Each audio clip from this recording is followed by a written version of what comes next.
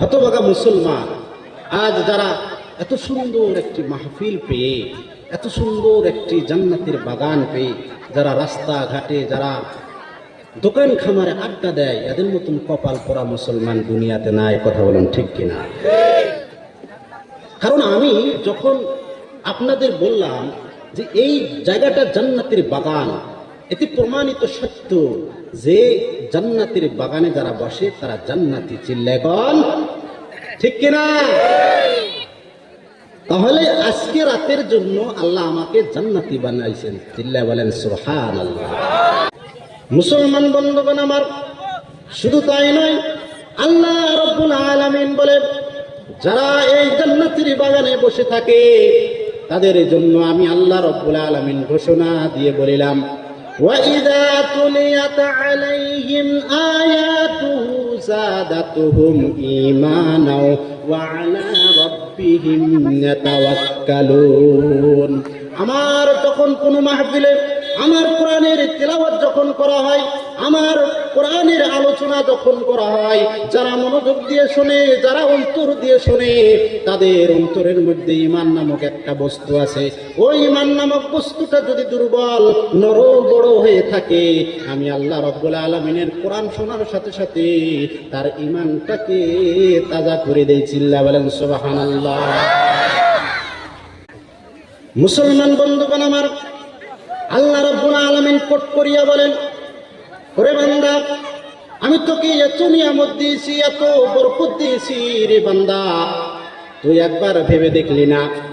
আল্লাহ রাব্বুল আলামিন কোরআনে কারীমের মধ্যে ঘোষণা করিয়া বলিলেন, আউযু বিল্লাহি মিনাশ শাইতানির রাজীম, বিসমিল্লাহির রহমানির রহিম, وَإِن تَعُدُّوا نِعْمَةَ اللَّهِ لَا تُحْصُوهَا।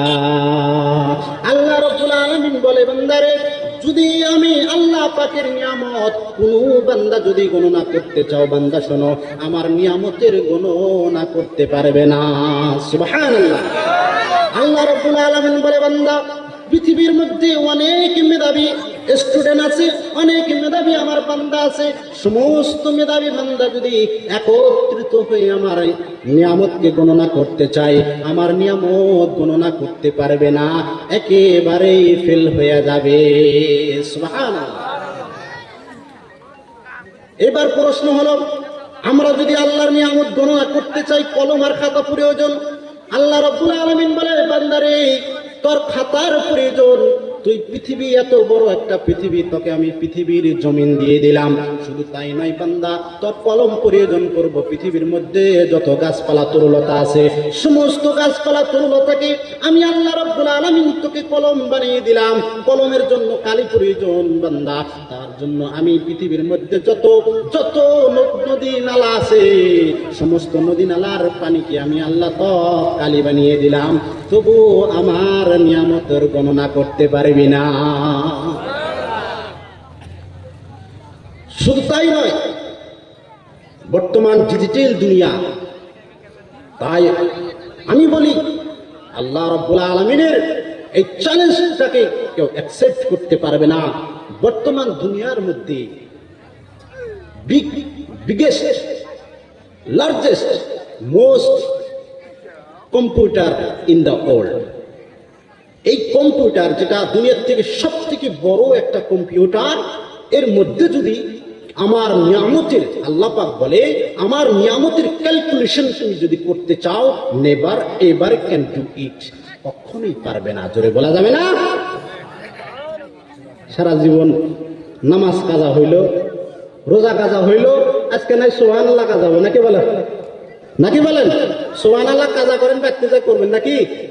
সুবহানাল্লাহ বলতে হবে, কারণ জান্নাতের বাগানে আপনাদের চারটি শব্দ, সুবহানাল্লাহ, আল্লাহু আকবার, আলহামদুলিল্লাহ, লা ইলাহা ইল্লাল্লাহ, বলতে রাজি আছেন না নাই? কিন্তু হতভাগা মুসলমান আল্লাহ পাকের নিয়ামতের শুকরিয়া জানাইতে পারে না। আল্লাহ রাব্বুল আলামিন বলে, বান্দারে, লাইন শাকারতুম লাযীদান্নাকুম ওয়া লাইন কাফারতুম ইন্না আযাবি লাশাদীদ। আল্লাহ রাব্বুল আলামিন বলে, যদি কোনো বান্দা আমি আল্লাহ পাকের নিয়ামতের শুকরিয়া আদায় করে রে বান্দা, তাহলে আমি আল্লাহ পাক আরো বেশি বেশি করে নিয়ামত দান করব। তাহলে বান্দা সাবধান হয়ে যাও, ইন্না আযাবি লাশাদীদ, লাইন শাকারতুম লাযীদান্নাকুম ওয়া লাইন কাফারতুম। যদি কোনো বান্দা আমি আল্লাহ পাকের নিয়ামতের শুকরিয়া আদায় না করে রে বান্দা, তাহলে জেনে রেখে দাও আমার আযাব খুবই ভয়ঙ্কর। ইন্না আযাবি লাশাদীদ, মাই পানিশমেন্ট ইজ ভেরি ডেঞ্জার। আমার আযাবটা খুবই ভয়ঙ্কর, যেটা তুমি সহ্য করতে পারবে না। আল্লাহ রাব্বুল আলামিন আরো লক্ষ্য করিয়া বলিলেন বান্দাদেরকে, কাইফা তাকফুরুনা বিল্লাহি ওয়া কুনতুম আমওয়াতান ফাআহইয়াকুম সুম্মা ইউমীতুকুম সুম্মা ইউহয়ীকুম সুম্মা ইলাইহি তুরজাউন। হে মানুষ, তোমরা কিভাবে আমি আল্লাহ পাকের নাশুকরিয়া আদায় করো, অথচ তুমি ছিলে মৃত্যু, তোমাকে মৃত্যু থেকে আমি আল্লাহ পাক জিন্দা করেছি, এবং জিন্দা থেকে আবার তোমাকে মৃত্যু করব, মৃত্যু দেব, আবার মৃত্যু থেকে তোমাকে জিন্দা করব, আবার সেই আল্লাহর কাছে তোমাদেরকে ফিরে আসতে হবে। সুতরাং এখানে আল্লাহ পাক বলছে যে মানুষ জন্মের পূর্বে সব কি ছিল গো? মৃত্যু ছিল।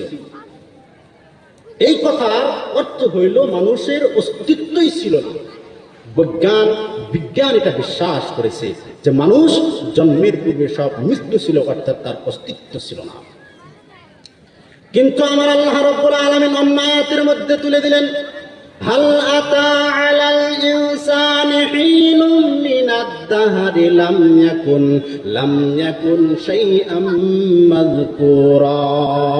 আল্লাহ রাব্বুল আলামিন বলে, হে মানুষ, তোমাদের জীবনে কি এমন এক সময় এসেছিল না যে উল্লেখযোগ্য বিষয়বস্তু হিসাবে পরিগণিত ছিল না?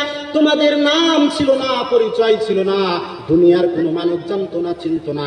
আমি আল্লাহ রাব্বুল আলামিন তোমাদের নাম দিয়েছি, তোমাদের পরিচয় দিয়েছি, তোমাদেরকে আমি আল্লাহ পাক এত বিখ্যাত করেছি, জোরে বলুন সুবহানাল্লাহ। আজ আপনাকে এক নামে চেনে, আপনাকে এক ডাকে চেনে, আপনি পাবলিসিটি হয়ে গেছেন, আপনার অনেক জনগণ হয়ে গেছে। আর এটা সব দিল কে? বলুন, জোরে বলুন, কে দিল? আল্লাহ। জোরে বলুন সুবহানাল্লাহ। আল্লাহ পাক বলে, তোমার অস্তিত্ব ছিল না, তুমি কেমনে সৃষ্টি হলে? তুমি কোরআনে কারীম থেকে জেনে নাও। মানুষ সন্তান জন্ম হওয়ার পূর্বে সে ছিল পিতার শুক্রকীট, মায়ের ডিম্বাণু, অর্থাৎ পুরুষের স্পার্মার্জম, মহিলাদের অভাব। এই দুটো জিনিসের মধ্যে তোমরা ছিলে বিভক্ত। আমি আল্লাহ পাক এই দুটোর তিবিরে তোমাদেরকে সৃষ্টি করেছে, যারা বলেন সুবহানাল্লাহ। আল্লাহ রাব্বুল আলামিন কোরআনে কারীমের মধ্যে ঘোষণা করিয়া বলেন, বান্দারে, فَإِنَّ خَلَقْنَاكُم مِّن تُرَابٍ ثُمَّ مِن نُّطْفَةٍ ثُمَّ مِنْ عَلَقَةٍ ثُمَّ مِن مُّضْغَةٍ। জোরে বলুন সুবহানাল্লাহ। আল্লাহ রাব্বুল আলামিন এই আয়াতের মধ্যে স্পষ্টভাবে জানিয়ে দিলেন, আমি আল্লাহ তোমাদেরকে সৃষ্টি করেছি, মাটির উপাদান দিয়ে তৈরি করেছি, এবং পুরুষের স্পার্মার্জম, মহিলাদের অবাম, এই দুটো জিনিসকে একত্রিত করিয়া তোমার মায়ের গর্ভের ভেতরে এক ফোঁটা নাপাক পানিকে আমি আল্লাহ পাক রক্তে পরিণত করে দিয়েছি। ওই এক ফোঁটা রক্তকে আমি আল্লাহ পাক একটা গোস্তর টুকরা বানাইছি। ওই গোস্তর টুকরাকে আমি আল্লাহ পাক আস্তে আস্তে তিল তিল করে বড় করে একটা স্ট্রাকচার, একটা বডি তৈরি করে দিয়েছে, জোরে বলুন সুবহানাল্লাহ।